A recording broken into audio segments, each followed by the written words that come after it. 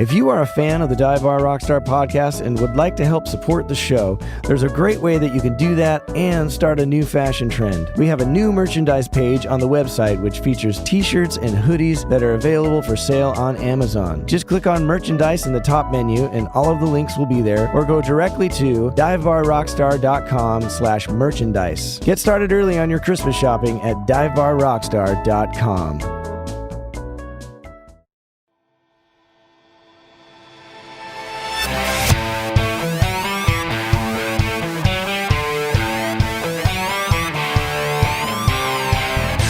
Welcome to the Dive Bar Rockstar podcast, a show exploring the lives of professional musicians of all types.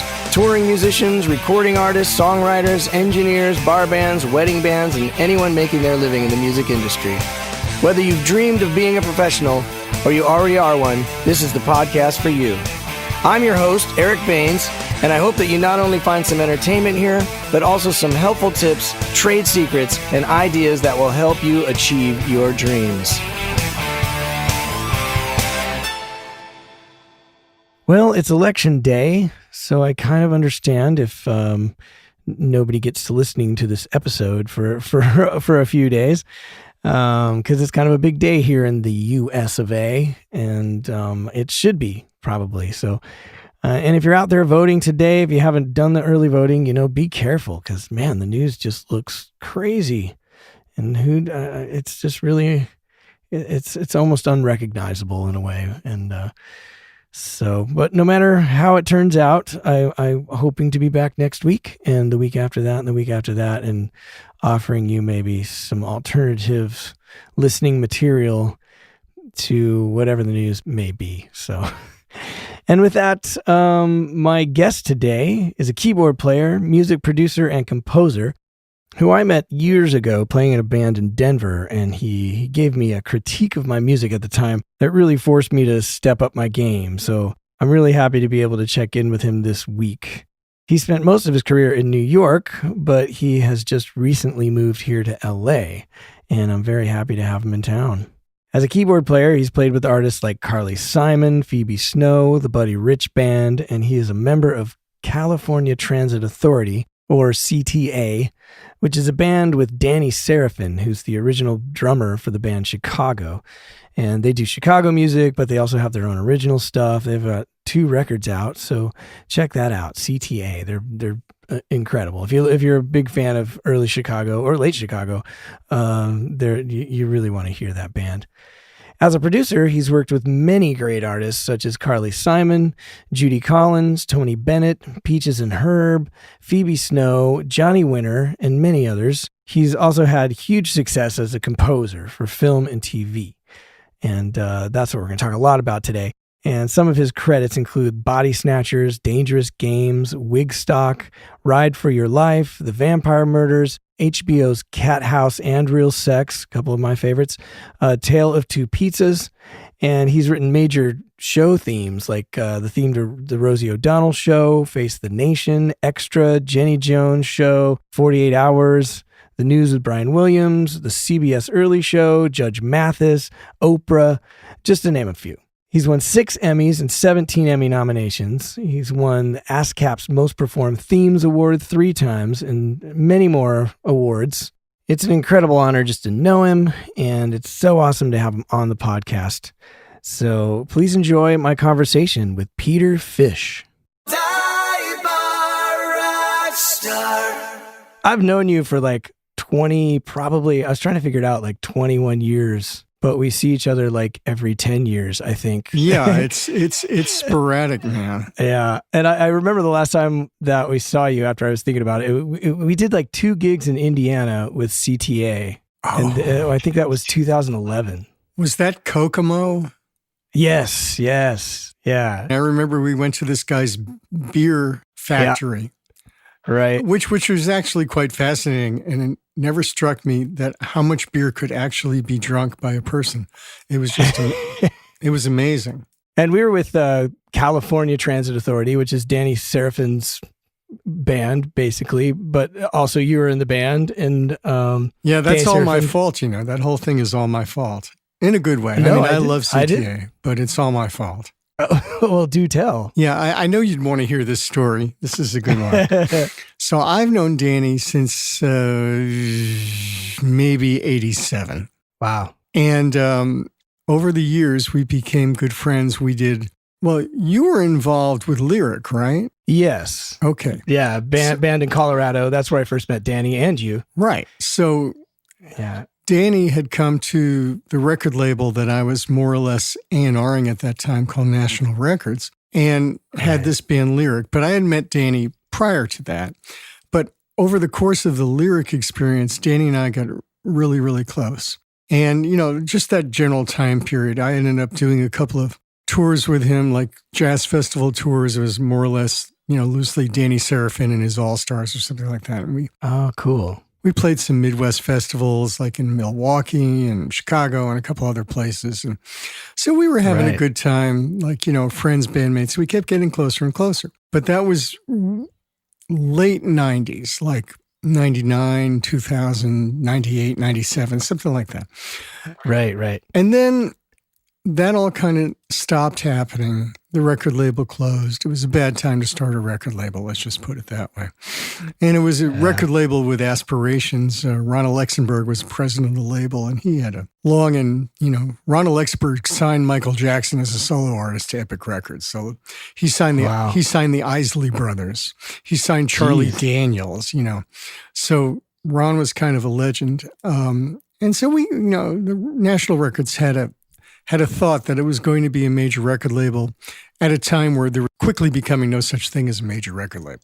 Right. So Danny and I stayed friends, but we're not deeply in touch. We talk and we call each other every couple of months and shoot the shit, but we weren't doing anything. And I remember exactly the year.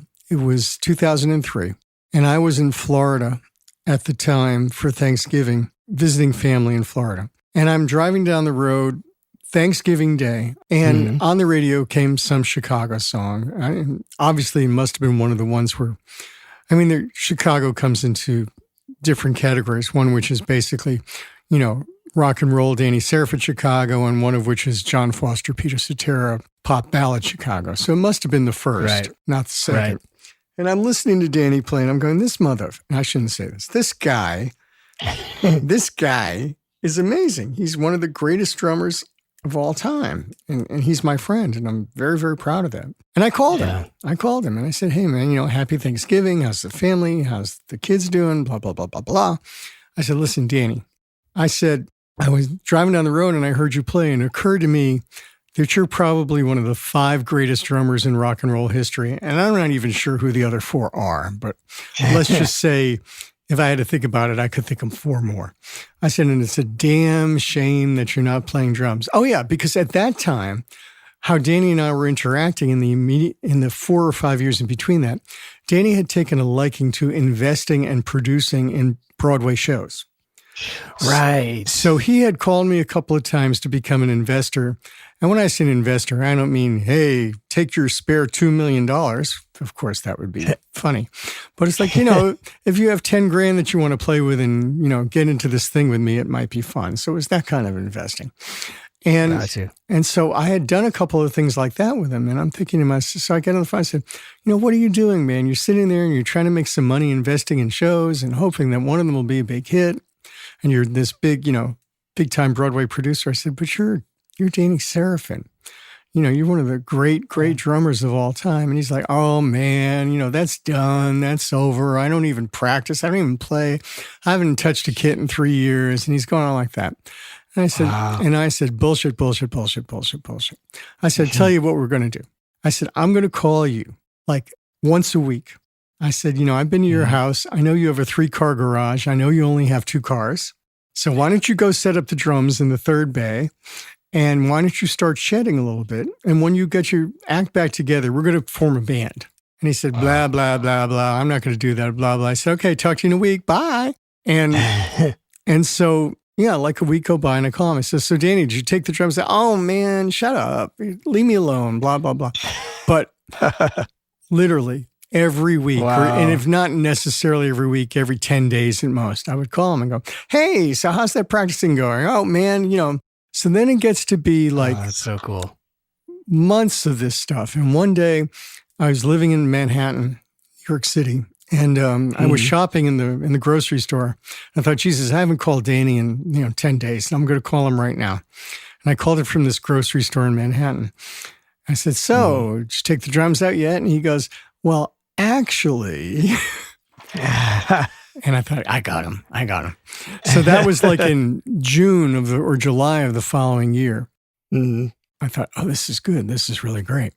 So now I'm really on him, and he's like, now I'm calling him and he's practicing. And then one day I call him like a month later, and he goes, DW wants me to still endorse them, and I'm going to be doing a clinic. I'm going to do a clinic for right. DW. I said, oh, that's fantastic. You're actually doing stuff. This goes on and this goes on. And now we're going into the fall. And now it's Thanksgiving a year later, literally to the day. And he calls me and he goes, so do we have a band? And I said, well, if you say we have a band, then we have a band. I mean, it's not up to me. It's up to you. He said, well, good. I think you need to come out to California and we need to form a band. He said, because we're opening for Alice Cooper in 17 days at the Dodge Theater in Phoenix. Whoa. I said, okay. So that's why this is all my fault. But as it turned out, many years before, like in 96 or something like that, I think 96 or 97, and I've lived in New York my entire life, my entire adult life, until a month ago where I've now moved to beautiful California, beautiful Los Angeles. But I had a gig that I had to do in LA because most of my clients, whether they were in LA or in New York, they didn't care where I did my sessions. But this particular gig was for Fox, not Fox News, Fox Network. And they wanted to attend the sessions. So I had to do the gig in California. And so I found a studio and I did this and I did that, that kind of mimicked what I was working on, equipment-wise. And I needed a guitar player because I knew who I would call in New York. I've got my stable of guys who I would call, and one or two in particular, but I didn't know who to call in Los Angeles. So I called a couple of friends of mine in LA. I go, tell me the name of a guitarist you should call. And every one of them, every last one of them said, you got to call this guy named Mark Bonilla. I go, I guess Mark Bonilla is the guy. So I called Mark Bonilla, and he agreed to do the sessions, and I never met him before. And he was, as advertised, he was deeply awesome. And I thought, yeah, he's the guy. Anyway, now let's jump forward again to 2004. And Danny says to me, I met this guitar player. His name is Mark Bonilla. Oh, man. I said, yeah, he's our guy. I know that guy. He's the one I would recommend. He's the only guitar player I actually know in LA who I would recommend. So now we had me, and we had Danny, and we had Mark. And then Danny put the rest of it together because Mark was good friends and still is good friends with Ed Roth and Mick Mahan. And Mark had another friend, Mike Wallace was his name, who was going to be playing rhythm guitar. And he's from like halfway between LA and San Diego. So, I know Mike Wallace. Yeah, Mike's a great guy. Mike's a great guy. Yeah. So all of a sudden, I find myself like 3 or 4 days later at Mark Bonilla's house, which has a beautiful studio inside of it, with Danny and Mick and Ed, who I'd never met. And now we're the closest of friends. He's one of my closest friends in the whole world now. Ed Roth and me and Mick Mahan. And we were listening to different singers at that time. We hadn't really settled on anything yet, but all of a sudden we're doing this gig. We've got to figure out what tunes to play, and we've got to figure out who the band is and what we sound like. Right. And and then about like 7 days later, we went to Phoenix and we opened up for Alice Cooper for his Christmas show. And it was just completely unbelievably awesome. And that was the beginning of CTA. So that's the long and the short story of why CTA is my fault. And, CTA lives on. I'm no longer touring with CTA because the band's evolved from being a 2-keyboard band with me playing the horns on keyboard, which is kind of like a specialty of mine, to being a 1-keyboard band with a horn section. And because Ed is like the most amazing piano player ever to live, and I'm not, and reason number one, and reason number two, because I'm East Coast and everyone else was West Coast, I kind of I gracefully exited from the touring, although I do on occasion tour with them.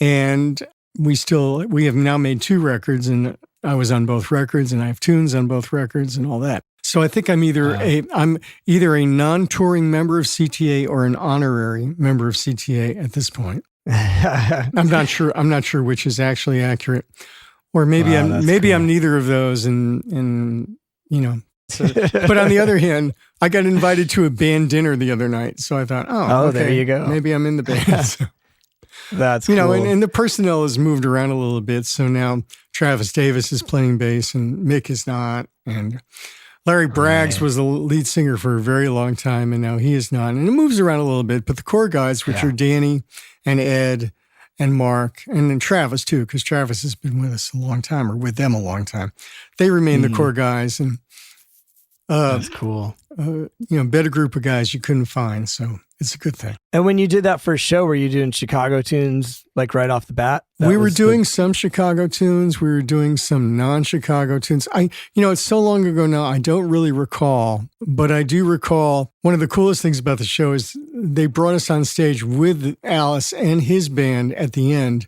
and we were doing some sort of Christmas song. It might have been Santa Claus is Coming to Town.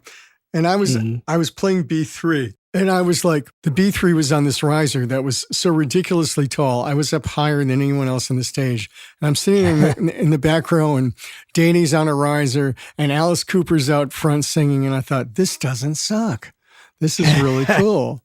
So, but the tunes we were playing, I don't really remember. Don Felder was on that gig too. And oh, cool. And that was really nice to meet him. So that was fun. That's awesome.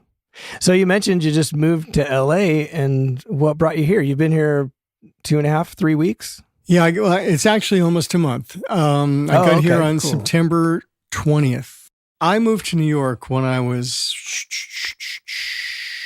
thinking now, I'm doing the math, 18 years old. I had been on the road. The prior 2 years with big bands. And when I was when I was 18, I moved to New York City. And I got there, and I was living, as it turns out, in a very nice part of town. But I didn't know it at the time, because I was originally from Providence, Rhode Island, which is a very lovely place. And I got to New York, which is a big, huge damn city, on the Upper West Side of New York at 95th Street and West End Avenue. And most people have been to New York plenty, so they know it's a decent spot. Right. And I thought to myself, well, this place sucks. It's kind of ghetto. There's guys in the corner, bums and stuff, but I'll find the nice part of town someday. And the fact is, man, I never found the nice part of town. What I'm trying to say is, I love the people I worked with. I love the music that's been created. I've created family life there. I've done all these things that make one happy in the world there. But the actual physical plant and the whole environment of, like living in small spaces and riding on public transportation and, people find that to be energizing. I just find it to be constricting. So it never agreed with me. Meanwhile, whenever I come to LA, it's like, why the fuck do I not live here? And, but as things turn out, your life takes turns, and you're like, I'm going to come out here. But then all of a sudden, you got like 26 things going on in New York. For a long period of time, I had owned a music production company that had like 25 employees. And it's like, well, you don't think about leaving that. You're trying to, you've got 25 people and their families depending on you for livelihood. You just don't wake up one day and go, hey, I'm going to move to LA now. Fuck y'all. And so you don't do that. And then, and you get married and you have a life, and then you get divorced. And I remember when I got divorced the first time, I thought, you know what? Maybe I'll move to Denver, because Danny's in Denver. My friend Eric's in Denver. I can meet a lot of people in Denver. I know a lot of friends. I know Danny's kids in Denver, and I know their friends. Maybe I'll move to Denver. But that didn't happen. Then all of a sudden, I met wife number 2, which is the biggest mistake ever. And so then that kind of went away. And then I got divorced very quickly from wife number 2. And then we met the permanent, everlasting, never to be replicated number 3. And excellent. She had 2 children from a prior marriage who became my stepchildren and the loves of my life. And she's actually very amenable to moving to California as soon as the kids graduated from college. So in May, both of them graduated from their respective universities, and we timed it out right. And we said, okay, we're gone. And so we moved in the 20th of September, and here we are. And I will say this about that. Because of COVID, I mean, no one's hanging, no one's doing anything, no one's gigging. So my life hasn't really changed in the sense that, primarily what I am, as you know, Eric, I'm more of a composer and a producer than I am a working, traveling musician. I mean, I've certainly done the gigging thing, and I'll always want to do the gigging thing. But when I don't do it, it doesn't really change my livelihood all that much. So my livelihood is writing music for film and TV. And so that hasn't changed at all, except for now I'm doing it in the coolest, grooviest place possible, surrounded by beautiful weather and palm trees and mountain breezes, and go to the beach when you don't want to work that day, and, and drive your convertible 300 something days a year. And, I have to go to New York for a couple of things on November 8th. And I was looking at pictures of my friends wearing winter coats. And I thought, fuck, I got to go put a coat on. I haven't worn anything but shorts and a t-shirt since I've got here. Yeah. I have a friend, a very, very close friend, a great bass player in New York. This bass player is someone who will change your life as a bass player. His name is Billy Grant. So Billy texted me today and he goes, "So how's it going out there? Is everything all right? Are you settled in?" And I wrote, "Billy, it's both awesome and beyond my wildest dreams." And that's how I feel about it. So that's the long answer to that short question. Well, it's a great answer. I love hearing that stuff because I think LA and California, especially right now, kind of getting beat up a little bit. And people love to rag on this place, but I've had nothing but awesome experiences here, and like you say, you can't beat the weather. It's unbelievable. Yeah, but it's it's like over the years I've developed as many friends and relationships in LA as I ever had in New York, and musician for musician or client for client. If it's not a musician, if it's someone I'm doing a film for or something. Mm-hmm. There's no real difference between a talented and good and straightforward person in New York and the very same thing in LA. I mean, the only real difference to me is the physical environment. And this beats the crap out of New York every day of the year. So, it's funny because I thought the exact same thing when the first time I came here. I was just like, why haven't I not moved here years ago? So it's good that you finally were able to get here, I heard someone say just a couple of days ago, and it resonated with me, how things are meant to be is because that's what they are. They're meant to be because it happened. So why did it not happen sooner? Because I would have had an alternative experience, which doesn't necessarily be the experience that I was supposed to have. This is the experience I was supposed to have. I mean, I'm older than dirt now, but I expect to be alive as long as dirt is. So it doesn't really matter. And now I'm even more appreciative than I might have been earlier. So who knows? Well, you mentioned you weren't originally from New York. What brought you to New York? Well, if you're a musician and you're a touring musician, or you have aspiration to do things that are not local, if you will. I mean, I know so many great musicians in my hometown of Providence, and it's very near Boston, which is, another hotbed, and Berkeley's up there. And, I still lecture at Berkeley, and I love going to Boston and all that.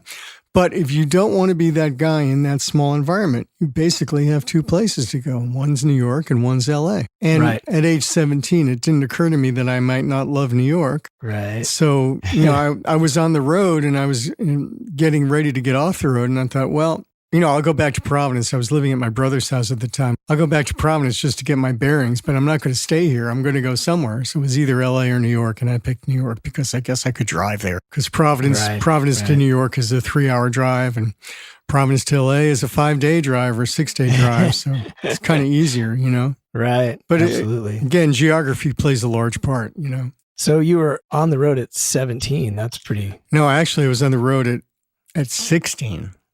Wow.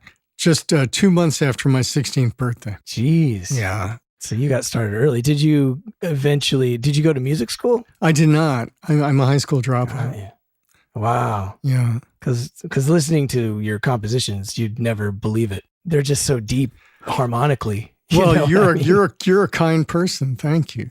Oh man. I don't think anybody would argue with that. They're pretty in-depth stuff, you know. Well, I mean, I'm self-taught, but I'm self-taught in a, how can I say this?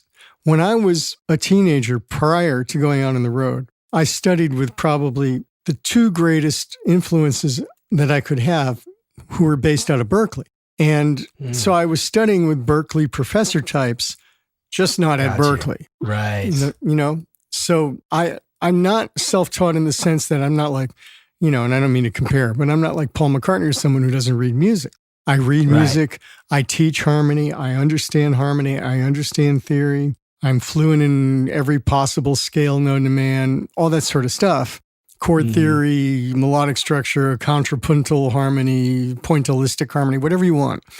I have a background in it. It's just I don't have a university background in it. So did you always want to be a composer? Yeah. Well, or yes and no. Here's what happened to me. I was right before I went on the road, I started to play gigs in Providence. And, you know, in those days, and even to this day, you know, everything is kind of based on knowledge of tunes, right? Mm-hmm. If you're doing a club date, or even if you're doing a jazz club date, you know, and someone says, let's play Stella by Starlight. Okay, well, everybody knows Stella by Starlight, but who doesn't know Stella by Starlight? I didn't. Okay, who didn't know the changes to Blue Bossa? I'm just making this up. I didn't. Right. And, you know, if you put a fake book in front of me and I see a D minor 7 flat 5, yeah, I'll play it. That's fine. That's not an issue. But all these guys who played these gigs, and most of them, of course, were a lot older than me, they had this innate fake book of the mind. And I couldn't develop that. My mind wasn't, and still isn't, attuned to that. And so I thought to myself, well, how am I going to teach myself to learn that skill, the skill of remembering chords, remembering changes without a chart in front of you? Right. And I thought, oh, maybe the way I could do that is if I write some of my own songs, and then I would remember those chords, and it would help trigger that, whatever that piece of the brain is where you learn that sort of thing. You know what I mean? Like I was looking to composition as a way in to understanding how musicians play tunes that are, you know, that they've got 6,000 tunes in their head and they just pull them out of their ass whenever it's necessary. And it's just not a skill I had. Now, the funny thing is, it's still not a skill that I have. I never developed it. And even with my own tunes, I went to play a tune the other night for my wife. It's a tune I wrote for her about 8 or 9 years ago. And I didn't remember the changes. The tune's been recorded. It's been in movies. It's one of the nicer tunes I've ever written. It really does. And I sat down to play it because I just got a brand new old piano and got it put in the studio. And she came and she said, let me hear the piano. I thought, okay, I'll play her this song. And I started to play it. And about the second chord, I thought, what is that chord? So I still can't do it. I can't even do it with my own music. But that was the impetus to starting to write stuff. It was trying to use it as a memory device to learn tunes. Wow. It didn't work out that way, but it worked out as a career. So that's a good thing. You know? Yeah, absolutely. And so like, you know, put a tune in front of me, give me a chart. I'll play it all day, all night. But without a chart, I probably have a book in my head of tunes that I absolutely know without music, maybe 20 tunes. Wow. You can't make a living on 20 tunes on that circuit. You just can't do it. So I don't and never do those gigs. Someone calls me and says, I want you to, you know, MD a given singer. You know, I've MD'd a lot of different people. I've MD'd Phoebe Snow. I've MD'd Carly Simon. I've MD'd a lot of people. But then I learned the book. I have the book. I know what they do. I can learn the book. And I still have the charts on the stand. And I'm good. But if I just go to a gig and someone goes, all right, play Frankenstein, you know, by Edgar Winter, sorry, you know. Right. Wow. Got a chart? Then I'll play it, you know. Wow. That's really interesting, actually, because I've sort of struggled with that as well, like all my whole life. And I started out as a kid, like writing songs just because I don't know. I think with you obviously have music that's just coming out of you all the time, I would guess, you know, and I was just looking for a way to get that out. And then I was like, oh, I was learning other songs just to learn how they work, but not to memorize them necessarily, because the whole goal was just to get out of my head what was in my head. So even to this day, like I do wedding bands and whatnot, but if time has elapsed, I just played a couple of weeks ago my first gig in like 6.5 months, but it was also my first wedding. Yeah, but it was also my first like private, cover gig in probably 2 years, and I had to go and learn Brown Eyed Girl over again. Like I have to go back at that point and like give me the set list, because I'm gonna have to relearn. So you suffer the same affliction, man. Yeah, I think so. Wow. But and I've done it my whole life, done cover bands and stuff. So there's probably a core of like 200 tunes that are sort of in there that would come back to me pretty quick. Well, dude, that's 10 times more than mine. So. But that's only because I've done it. You know what I mean? I hear you. Not because that comes naturally. I went and saw my friend Walterino the other night, and he has acoustic guitar. He plays his acoustic guitar with a looper and stuff. And that dude knows probably thousands of songs, and you could just ask him anything, and he I've never been that guy. How do these guys do it? I don't know. It's just really, I don't know. I'm just as perplexed. So I guess you were just meant to be a writer. That's all there is to it. Yeah. I mean, it's composition's been very, very good to me. So I've got no problem with it at all. And when I end up playing gigs, it's usually gigs where it's a band or an artist or someone that has a given set repertoire of, 20, 25 tunes, and they're going to play 12 of them a night, and 10 of them are always going to be the same ones. And then I can learn that, and that's fine. And then 6 months after the gig is done, I forgot them all. Exactly. But at least I have the lead sheets, and I can go back and remember them. Like I've been subbing on the Buddy Rich Band recently, and and that's a very difficult book. But when they call me, I sit down with the book and I relearn it all over again, because now I know it. But without that couple of minutes to do that, I'm useless. But those kind of gigs I can do. So how did you get into the composing business? Like, what was your first project? You're going to laugh. That's one of the greatest questions ever asked. Well, the first one I wish this was true, so I'm going to tell you what the second one was. I wish it was the first one. The first one was actually pretty legit. Warner Brothers had a kids show that was traveling like to arenas, like small arenas, like the Felt Forum at Madison Square Garden, or, like 3,000, 2,000 square, 2,000, I was going to say square foot, 2,000 capacity arenas called the Bugs Bunny Follies. And it was actors wearing costumes of Bugs Bunny and whoever the other characters were. And they were doing all these skits on stage to Bugs Bunny-esque orchestral music. And so they asked me to write and then pre-record all these orchestral tunes and scenarios for the Bugs Bunny Follies. So that was my actual first gig. So that was like a kind of semi-legit gig. My second gig was the one I wish was my first, because then I could tell the story without lying. I could tell you my first gig was my first, but it's really my second gig was I did the music for a corporate film called, and this is the God's honest truth, I kid you not, Engine Sludge, Myth or Reality. Awesome. You got to start somewhere, man. And a gig is a gig. Right, absolutely. If they call me right now to do that film, I'd do it. Why not? And were you at that time? You obviously probably have a home set up now. Yeah. And like everyone's recording in their house now. At that time, were you writing out charts and hiring musicians and like? Oh, definitely. I mean, speaking the home environment, everyone having their own studio, of which I'm sitting in one now. Right. I don't mean to sound like Al Gore with the internet, but I might have invented that. I'm not sure. If I didn't invent it, I came pretty damn close. I was certainly on the very, very first wave.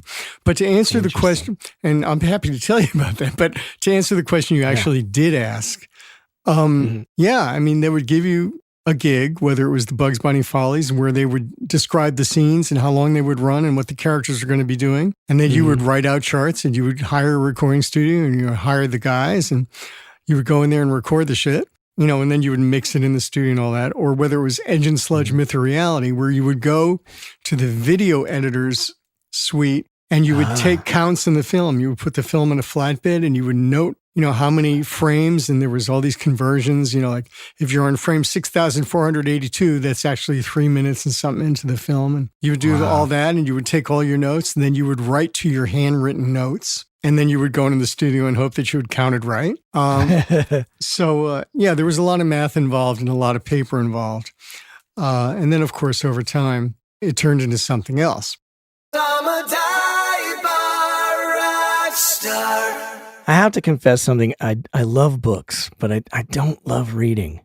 And it's been something that I've wrestled with since I was a kid. I can read. I have read books, but they're very time consuming, and I've spent most of my time trying to build a music career, which takes a lot of time. But one thing I definitely do a lot of is drive in LA traffic on my way to a gig. And there's a solution that combines those two situations, and it's called Audible.com. Audible has thousands of audiobook titles, and you can listen offline anywhere, anytime. The app is free and can be installed on all smartphones and tablets. And they have just a ton of music-related titles, like All You Need to Know About the Music Business by Donald S. Passman, How Music Works by David Byrne, or Music Production Secrets by Calvin Carter. And you can get a free 30-day trial right now if you visit audibletrial.com/divebarrockstar. That's audibletrial.com/divebarrockstar. I'd like to take a second to thank you for listening to the Dive Bar Rockstar podcast. As a new podcast, getting the word out is a vital part of what it takes to keep the show on the road, or off the road, as the current case may be. If you would like to support the podcast, all you got to do is subscribe wherever you listen. And if you have an extra minute or two, please leave a review. You can also share and follow the podcast on your social media apps. Okay, enough begging. I hope you're having fun. And once again, thank you for listening. Well, do tell me about the home recording show. Because I don't know. I had a feeling, maybe it's because we've talked about it before, but I just had a feeling that you were kind of ahead of the curve on the home studio thing. What had happened with that one? I had a friend in New York. He was a lyricist. And we had written some things together for Sesame Street. And we actually won 3 Emmys together for Sesame Street. Wow. And one day he called me, I think about a week before Thanksgiving. And it was 1980, I'm going to make sure I get this right, maybe 81 or 82. Okay. And he called me and he said, look, I've got this amazing gig. He goes, it's stupid, but it's amazing. He says, I've been contacted by these people who want me to write children's songs, and it's a tax write-off. It's a tax dodge. They need to produce these songs so they can get this write-off. And I don't remember at this point in time what the whole tax scam was. It was a legitimate scam. It wasn't like they were, cheating the government. They were just taking advantage of whatever the tax code was at the time. Right. He said, so what they're going to do is they're going to give us a curriculum, and we're going to write songs to that curriculum. And whatever we can produce, they're going to pay us $500 a song for however many songs we produce through the rest of the year. And I said to him, well, we can't produce songs for $500. I mean, it's impossible. And he said, no, listen, this is what we're going to do. He said, there's this new thing that's come out. TX makes it. It's a 4-track recorder. I thought, wow. Okay. He says, so, and he had an office. And he says, so there's this room in my office. You remember the spare room? I go, yeah. He goes, okay. So I'll be in my room. I'll write lyrics. You get into this room. We'll get one of these TX deals. And then we could get one of those drum machines. Now, but by that, he didn't mean like a Lindrum. That didn't exist yet. It was like those kind of things that you would hit the button that said Bossa Nova. And then when you go tick, tick, tick, tick, tick, tick, tick, tick, tick, tick, tick. And then then there was a knob that you could slow it down or speed it up. And then they had the rock and roll button, like doom, doom, da, tick, tick, doom, da. And there were like 4 buttons on the thing, and that was it. And so he said, so we'll get a drum machine and we'll get a synthesizer. And there was I forgot whatever the synth was at that time, it was prior to a DX7. It might have been a Prophet 5. I don't know. He said, and so on one track you can put the drums, and on one track you could put a bass part, and one track you could put a keyboard part. And on the 4th track, we'll call a singer in, and the singer will sing the song. And we'll make sure that when we call a singer in, then we'll give him like 3 or 4 songs to sing. Right. And I thought, okay, that makes sense. So we got the 4-track and we got the drum machine and we got whatever the synth was and we called singers. So every morning he would write like 4 or 5 songs, and they could be about anything that the curriculum. So I get like 5 songs about like lizards. And I would have to write 4 songs about lizards and record all these various parts.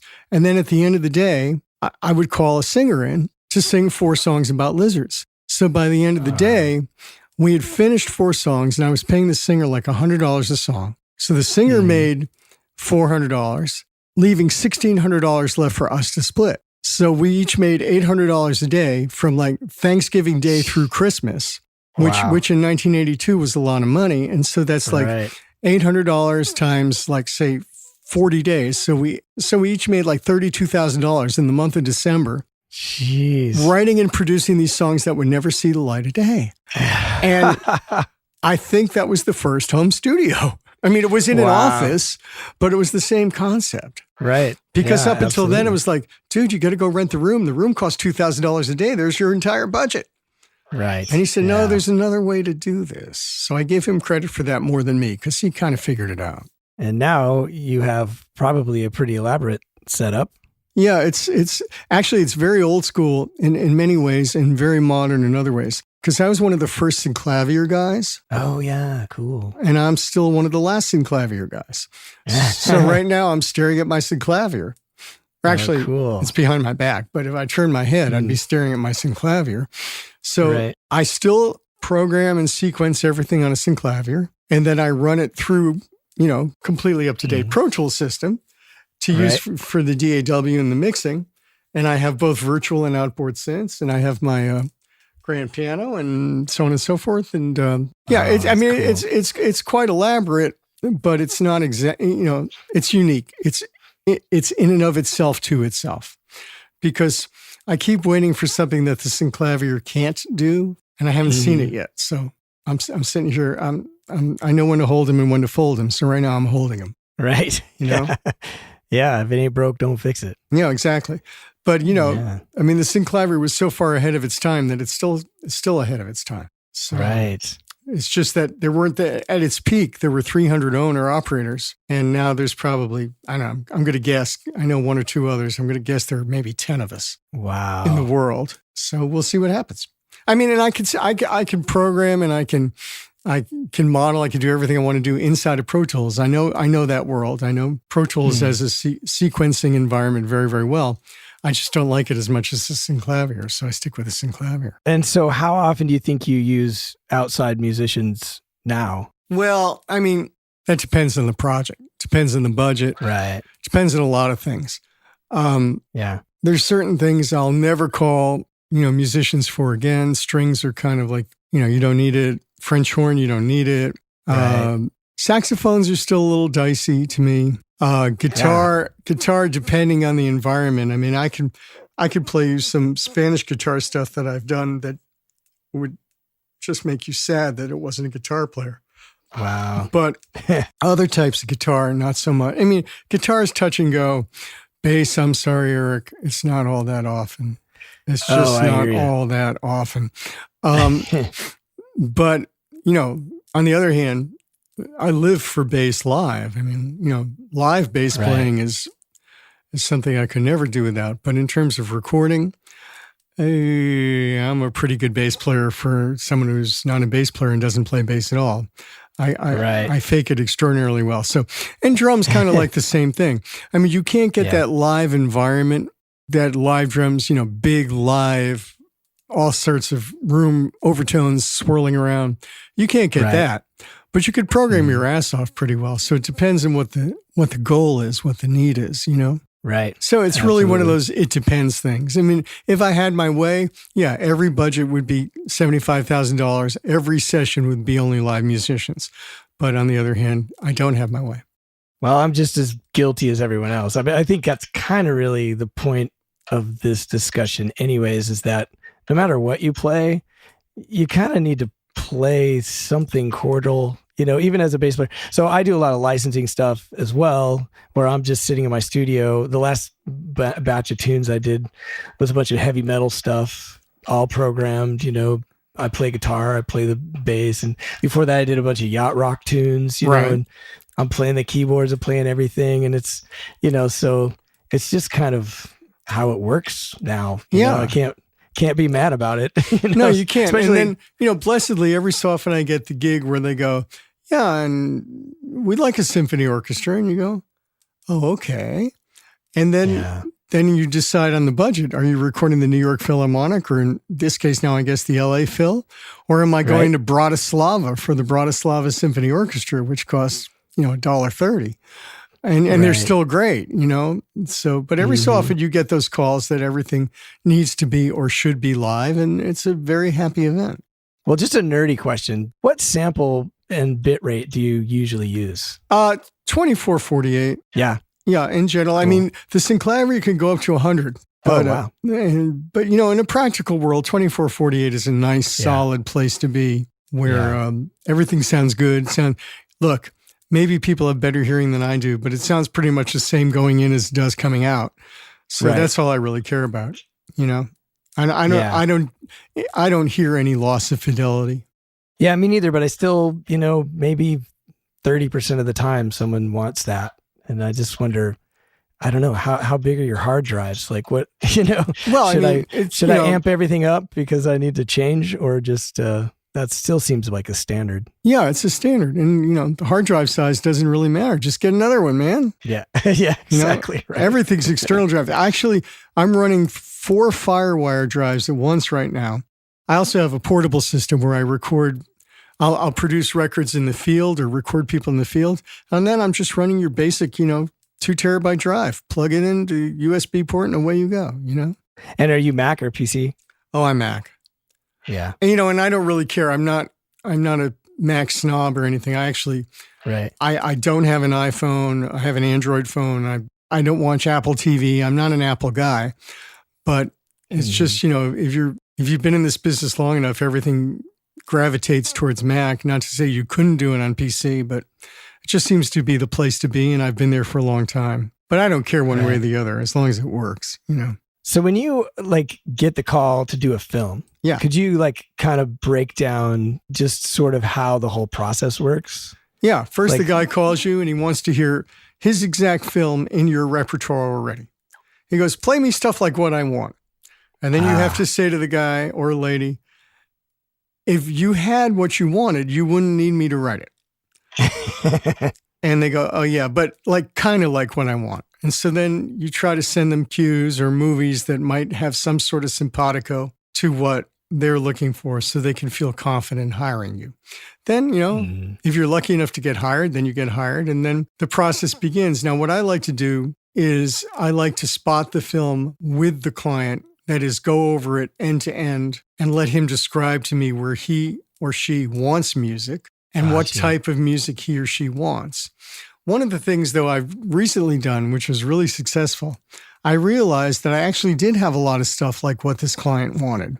So I said, hey, you know what? Let me do my own temp score of this film. Now, what a temp score is, for those who don't know it, a lot of times you get a feature film, especially a major studio film, and they will have temp scored it by using music that they know they're not going to put in the final film because they can't afford to buy it. Right. So they temp score a film, and then it's kind of easy for you because you go, oh, they like the sound of that. I'll make something like that. And it gives you a good roadmap. So what I recently did with this client is I temp scored my own temp score for my own film. And I said to the guy, and some of the stuff is actually available. So if you like it, we could just use it in the film. And lo and behold, a good 20 or 30% of it is going to be in the film. And it's stuff that's already done. So that cuts down the labor quite a nice little bit. But then once that's done, then you just go back and, you start at the beginning and you go to the end and you try to develop some sort of cogent musical narrative from end to end. So it looks like you actually paid attention. And then you send it into the director, and the director never likes everything, but hopefully if they like 70% of it, you're doing good. And then you kind of refine it, and then it's done, and then you get paid. And you're the last thing to go on. Well, before the mix, and before the color correct, but close enough to the end. And are you usually working with the final cut, or is that also something you have to deal with? Well, Changes in that? Yeah, no, you have to deal with changes. I'm working a film right now where I thought I had the final cut, and today they sent me the final cut. But I've been working on it since October 5th. But it was pretty close. It was a pretty good fine cut. There's very, couple of things different. Things get moved around by a couple of seconds. It's really not a great tragedy. But working with the final cut is certainly the best way. Unfortunately, you never know that it's a final cut until the movie comes out. Then it's a final cut. Or like my wife is a filmmaker. She's a documentary filmmaker. We have this film coming out. She has this film coming out in about a week. And the film is done. But believe me, both of us wish it wasn't done. Because my stepdaughter, our daughter, watched the film for the first time 2 weeks ago. And she sends me a frame of it in a text. Mm-hmm. And the word cinematographer is misspelled. It's like a cinematographer. So there's a U where an I should be. And I'm looking at the keyboard now. Yeah, someone typed a U where they meant to type an I because they're right next to each other on the keyboard. Mm-hmm. And no one saw it. So this film is going to come out. And fortunately, it wasn't the main cinematographer. It was a credit for additional cinematography. But instead, it's additional cinematography. So, I mean, even then, the film isn't really done. We could have pulled the film, made the distributor wait, fixed it. I mean, it's never done. But fortunately, you get close enough to done that you just have to let it go. And hopefully, any given director will get to that point and go, I know I wanted to trim 10 frames from that shot, but I'm just not going to because it's going to make your life miserable. And usually people understand that. And do you approach a documentary any different than a feature film? I don't. Yeah. I'm always of the belief that picture writes music. I interpret picture, but I'm very much a literalist. I know guys who do the reverse and it works perfectly for them, but it wouldn't work for me. I'm not the kind of guy who goes, oh, look, here's a murder. Hey, why don't I put a polka with a clown singing? That's not me. But there are guys who do that, and it makes perfect sense. Right. Because they're looking to play against the grain. I'm looking to polish the grain. And that doesn't make me better or worse. Probably makes me worse because I might be performing the obvious, but I like to do the obvious very well. Right. So that's kind of like my thing. So I believe that picture writes music, whether it's a doc, you're always telling a story. I mean, people want to know what the story is. And the job of music is to tell the viewer what they're supposed to feel, how they're supposed to feel. Right. Like we were watching TV last night and I heard this music and this guy was hovering over his mother's bed and this guy's a pretty evil character. In the show we were watching, I said, he's going to kill his mother. And she says to me, how do you know that? I go, because that's kill your mother music I'm hearing. And indeed, one scene later, he killed his mother. So to me, that's the job of music, to alert the audience how you're supposed to feel. It's okay to feel that way, and to give them the audio cues as to what the emotion is. Well, let's talk about the Peter Fish group for a second. Yeah, let's talk about the Peter Fish group. Because I've been listening to you all day. So you know who Billy Grant is. You know who Billy Grant is. Yes, I have definitely been listening to him quite a bit today. Phenomenal bass player. He's ridiculous. But the whole band is pretty phenomenal. Yeah, I love that band. And of course, they're all in New York. So if and when we all get to play music out here again, I fear I'm going to have to replicate as opposed to bring them because finances don't allow that, Right. I mean, for East Coast gigs, sure. But for West Coast gigs, not so much. Right. So let's talk about them. What do you want to know? Well, how long have they been together, or had they been together? Yeah, I guess that was going to be question. That's been a working unit pretty much as you hear it since 2004. Wow. Yeah. I mean, every so often someone can make a gig and we have a backup. And it's contemporary jazz. Yeah, I had something in mind when I started it. And I don't know if it comes through anymore or not, but I certainly had a plan in mind. Yeah. And I bet you want to know what that plan is. That would be fascinating. Okay. I was really influenced in the early 70s. Don't forget, I'm older than dirt, right? I won't ask that question. But by Miles Davis's gradual turning into an electronic musician. So like from In a Silent Way, his record in 1969, going forward to Bitches Brew in 1972, Live Evil in 1973, Jack Johnson in 1975, On the Corner in 1977. Those records are very, very, very important to me. And what Miles did was he basically invented fusion. Now, the problem with what Miles did for the rest of the world is the rest of the world promptly took what this genius, and Miles to me is the greatest musical genius ever to live, what this genius did, they promptly dumbed it down. And sooner or later, it became the cool wave. I don't want to insult anyone, but pick your light, smooth jazz musician. Smooth jazz. It became Boney James somehow. And Bodie James is a fine player, don't get me wrong. And one of my closest friends in the world is Chris Bodie, and he's a great player, don't get me wrong. But it became that from what Miles started as incredibly challenging music. I mean, Miles was to jazz at that time what Jimi Hendrix was to rock and roll. Only rock and roll continued to thrive in that fashion, and Miles became smooth jazz somehow. So what I wanted to do was pretend that all that stuff in between didn't exist. To take 1972 and to jump it into present times and pretend the rest of that crap didn't happen, and to see what I would indicate that it might sound like. So that was my concept for the band. Very cool. Well, it definitely comes across.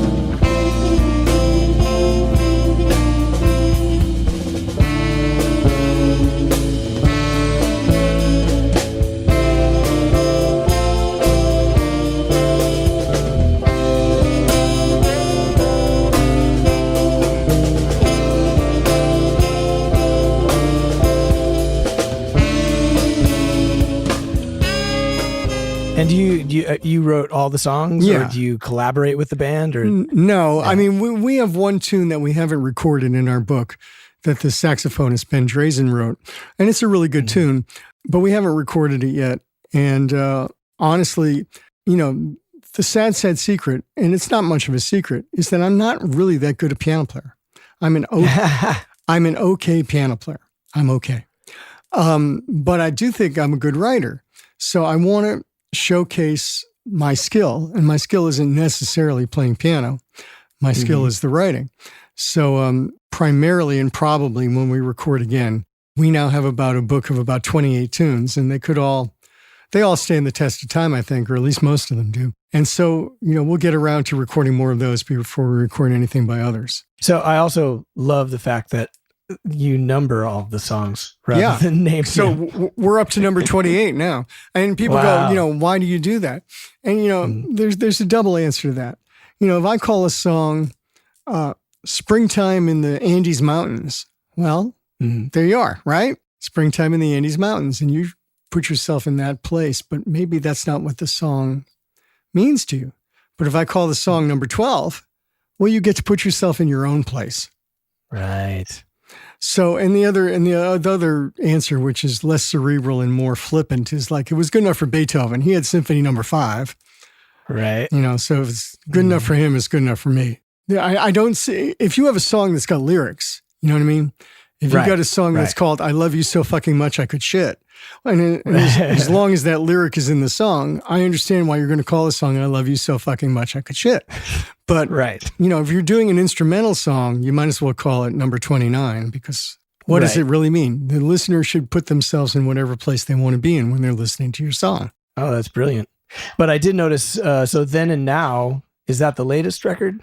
No, Then and Now is a combination of that record, Numbers, which is the one you're referring to, and my first record in 1975, where those songs, I hadn't developed this concept yet, and I was naming things like everyone else was. So that record from 1975 became like a dual release called Then and Now. And that record from 1975 was actually re-released about 7 or 8 years ago by a European record label. And it was so funny, man, because all of a sudden it started getting reviews all over the world. And it was like this lost classic from the 70s. And I thought, gee, I didn't know this record was that popular. You know?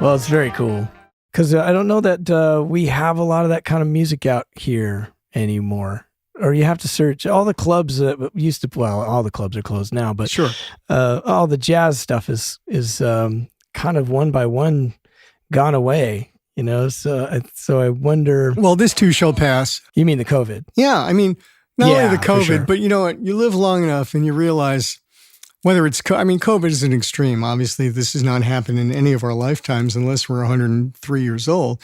Right. But 3 or 4 years from now, and I'm hoping sooner, I'm hoping next year we actually return to gigging a little bit. And 2 or 3 years down from now, some sort of natural order reasserts itself. Right. There'll be clubs, there'll be venues, we'll be all right. I think that's true, but but the jazz thing has sort of steadily gone away. And, you know, and kind of like you brought up too, now that jazz is Phil Collins, then, you know, it's gotten so weird about what jazz even is anymore. And how do you get new fans to that kind of genre when it's so confused as to what it even is, you know? Yeah. I mean, I don't know the secret to that. I do know though, that when we would play, whether it was festivals or clubs or whatever we would play, and we never really got out here. We never really played Southern California. But wherever we would play, the word would get out and the people would come. I mean, for many years, we played a reasonably steady thing in New York at this place called the 55 Bar. And they were lined up around the block, man. It's like, really? They were lined up around the block for little old me? And it was like, there was no advertising. It just was word of mouth, or people went to the website or whatever they did. And it'll happen again. I'm not exactly sure how, but I have faith. You say you're not that good of you're not a great keyboard player, but if someone sees you live, there's I don't know. There's something about you that's what I think is phenomenal is the way that you can build a solo. I saw you play didn't you just play with Tom Scott? Yeah. Yeah, I saw you play in Norfolk, Virginia. I was there. We were on the same bill. I was with Nelson Rangel. Oh, we played earlier, and you played with Tom Scott, and Tom Scott's phenomenal. I mean, the whole band was great, but there was just an energy change when you took over. Yeah, my energy is really good. I'm a very percussive. I was one of those people who in elementary school, they taught you that piano was a percussive instrument. And I believe it. Yeah. I believe it. Yeah. I don't believe it when I'm writing, but I do believe it when I'm performing. But one of the reasons I believe it when I'm performing, frankly, is I'm so technically limited these days. My brain is full of good things to play, and my hands only cooperate to a certain degree. So I've kind of learned to accept that degree and work with it. Well, I'm a fan. Well, I thank you, sir. Listening to all as much catalog as I could get a hold of, so diverse. Yeah, that's kind of like my thing. I mean, I don't do polka and I can't do opera because I'm not a librettist and I don't speak Italian or German or any of that. But short of polka and opera, there's not much. Listen, there's 12 notes. We've all played them. And that's how I kind of look at it. It's just how we can recombine them. And certain things I have a great deal of understanding of, and certain things I have a facile understanding of. Like, I get the basic idea. But if you say to me, give me an artist, and I don't even know, the Rolling Snotballs, and do something like the Rolling Snotballs. Well, the first thing I'm going to do is go to YouTube and hear 3 Rolling Snotball records and figure out, oh, I see what they're all about. And then I'll be able to do it, There was a time when I was sort of pursuing composing and it's super competitive, and road gigs always come up and I just take them, that have kept me distracted. But a lot of people will say, like, find your niche, do one thing or find your thing. Do you think that's sort of true in today's world? Or, I mean, how did you manage to be getting all these gigs for such diverse, projects? Well, like, I can answer that question one of two ways, because they're wildly divergent answers, and yet they're both true. I've always thought myself as someone who could go in any direction. And yet, for a number of years, say from like 1988 to 2000, I was known as the news guy. Every piece of music, literally every piece of music on CBS News, I wrote. Right. I wrote. And like, every day I was working for CBS News, and I had trained the CBS television network that if they needed music, they called my phone number and they got music. And so I was like the news guy. Now, it didn't mean that's all I could do, right? But it's pretty much what I did for a lot of years, Right. And, it was a very, very, very good living. And I did some really, really good music over the years, but it was all in service of that product. On the other hand, and there's nothing wrong with that. That's a good, steady gig. But on the other hand, there was nothing to prevent me from doing, a piece of reggae for CBS News, or a jazz tune for CBS News, or an orchestral thing for CBS News, depending on the situation. Now, It's true that 7 times out of 10, they wanted orchestral. They wanted that big news music sound. And I was able to deliver that big news music sound, but I did a lot of interesting things along the way. So I'm answering the question both ways. Yeah, finding a niche is good, but I don't think it should be a musical niche. I think it should be a client niche where you find 1 or 2 or 5 or 6 or 8 people who want you for what you do. And then hopefully you can offer them whatever it is they need at that given moment in time. Because if you can only do, ska in 7/8 time, well, yeah, you're the ska and 7/8 time guy, but how often does that get called for? Right. Because I'm kind of, I think of myself as a pretty diverse guy too, especially as a player. Yeah, definitely you are. No question. As a player, it's like, that's how you keep working. You got to be able to do as much as you can possibly do, because I've been one of those as a gig, every style, every genre. Yeah, absolutely. Absolutely. But I feel like you get sort of typecast when it comes to film scoring and library music, licensing stuff, but you've managed to not. Yeah, I kind of move around a lot. It's not a plan. I'm just grateful because when, one venue dries up, somehow another one opens up. And, these days I'm doing a lot of docs, but I'm not just doing docs, I'm doing features. And helps to have a wife who's a documentary filmmaker, because she tends to call me and hire me. That's great. So that's good. And, but I'm doing other people's docs too. And I'm doing comedy, I'm doing drama, and I'm doing docs. And it doesn't matter to me. I'll do anything, That's cool. The proudest thing will be, and I assume it'll remain true, is when that day, hopefully long in the future, when they hit my gravestone and they see the inscription, it'll be "never made a living doing anything but music." That's my tagline. There's so many people that would just love to just do that. Exactly. If I could just get a cover gig, and make my living doing that. Yeah. And the fact is, many of the people who can't, they'll whip my ass musically. they'll just whip my ass. They're so fucking talented. So it's got very little to do with, how much talent, innate talent you have. I don't know what it is, but I do know whatever success one might have has so little to do with your innate skill. I mean, you got to have some skill. You have to have some ability. Right. But after that, it's just a big old clusterfuck crapshoot. Who knows? Yeah. Well, it's tricky too, because we're also in a business that doesn't really have any rules. So Truth. You kind of have to figure it out, half of the time, where you just got to meet people and start talking and just get out and, that's and the put thing yourself too. out there. You absolutely never know when you're going to meet that person, that one person who can turn the key for you. So it makes a lot of sense just to be as out there as you possibly can. Well, I don't know if you remember, but years ago, we did a little tour. We went to Chicago. I think it was one of your artists, and I can't remember her name, but when you were working for National Records. Yeah. And it was, I was with Lyric, and it was, we all kind of had a backup band that backed up Lyric and the girl artist. Yeah, I remember that. Yeah, we did a little week-long tour. I think we maybe did 3 or 4 days. One of them was the House of Blues in Chicago. Yeah, I remember that one. Yeah, that was a good gig. Yeah, it was really fun. But I gave you my demo because you were an A&R guy.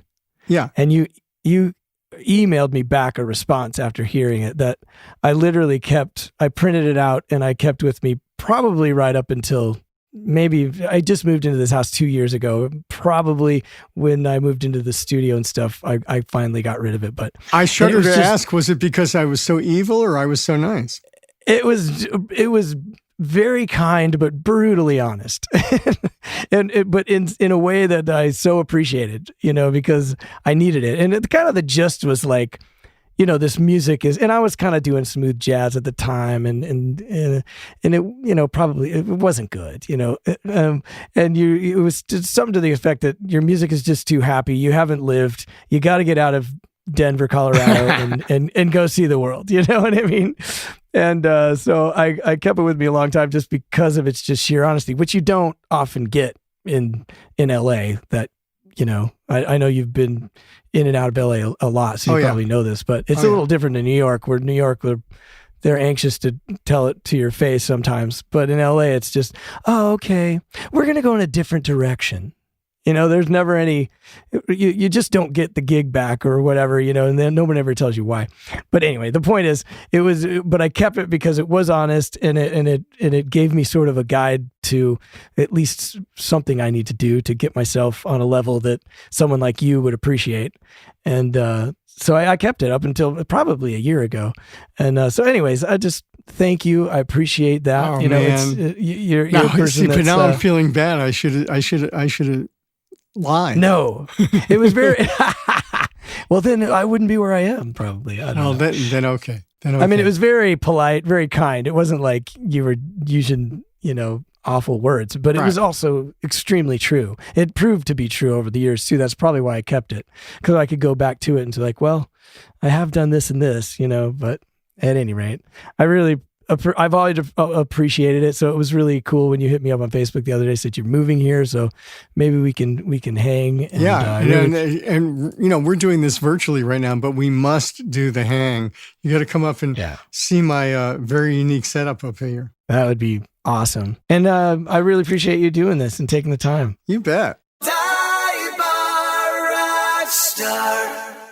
Man, such a cool guy. And so much information. It's just so fun. It also made me think about how you never know when you meet a person, how long they're going to be in your life or in your career. I met Peter 20 plus years ago. Then we did some gigs 10 years ago. And then 10 years later, he hits me up when he moves to LA. It's so awesome. And who knows what the future will bring now. Now we're up the street from each other. And I've gotten some really big gigs over the years from just an out of the blue call from a person that I hadn't talked to in 5 or 6 or 7 years. It happens to me often, and you never know who's going to be the one who gives you that gig that changes your life or opens a door for you, just like he said in our talk. It also gives me hope during the slow times to think about all the people who have my number and could call at any time, because that, like I said, it happens often. So I try not to burn bridges, and I try to always leave a positive impression because you just never know. A synclavier is a synthesizer and sampling workstation built by New England Digital Corporations originally, and it first came out in 1977. And I love that he's stuck with it, with the brand anyway, for so many years. A club date in New York is a little different than a club date in LA. In New York and on the East Coast in general, it usually means like a country club. And in LA, we call those casuals because it used to be that an agent would book random people on gigs and you wouldn't know who you'd be playing with sometimes until you even got there. So you just play what everybody collectively knows. It was, casual. And a club gig in LA would probably refer to a nightclub versus a country club.